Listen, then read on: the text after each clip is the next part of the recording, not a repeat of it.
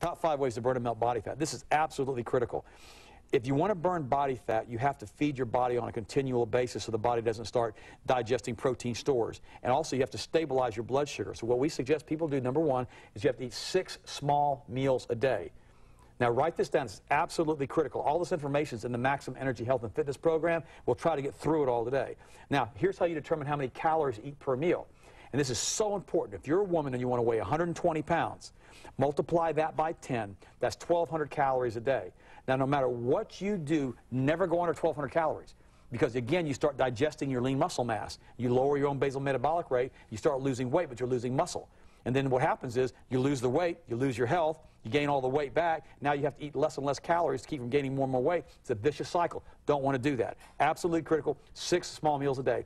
If you're a guy, and you want to weigh 180 pounds, multiply it by 10. That's 1,800 calories a day. Never go under that amount, ever. 1,800 calories a day. 6 divided into that is 6 300-calorie meals a day. And spread them out 2.5 to 3 hours apart. Number 2, you have to do cardio exercise 4 to 6 times a week along with resistance training.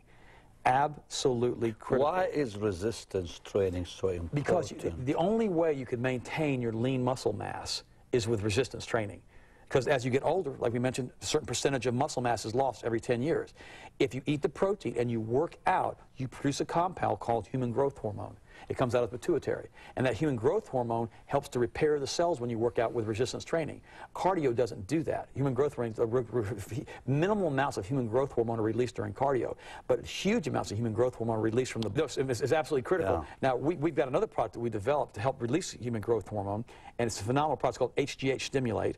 And what it does, it has certain nutrients in it which the pituitary needs to stimulate HGH release. You take the product twice a day, and what it does, it helps the body to release human growth hormone, especially if you work out with resistance. So we have to release human growth hormone, we have to do lean muscle mass, we have to do resistance training, absolutely critical. Number 3, you cannot eat high glycemic carbohydrates if you're trying to burn body fat. Now, let me explain to you what that means. A lot of you are confused about those terms. You've heard them before, but it doesn't make any sense to you. High glycemic carbohydrates are carbohydrates that turn to sugar very quickly.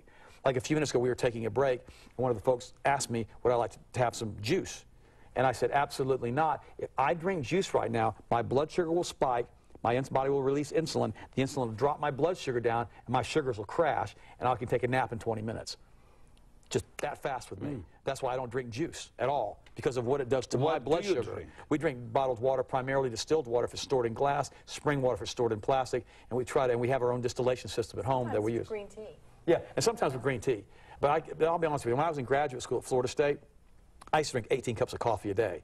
Now, some people say that I still talk real fast because of coffee, but I don't drink caffeinated coffee anymore.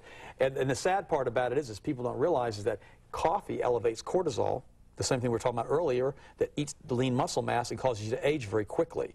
Secondly, the green tea will do good for you too, because it actually lowers cortisol. You have to drink 8 to 10 glasses of purified water a day. And that's and here's how you determine how much water you need to drink. It's absolutely critical, friends.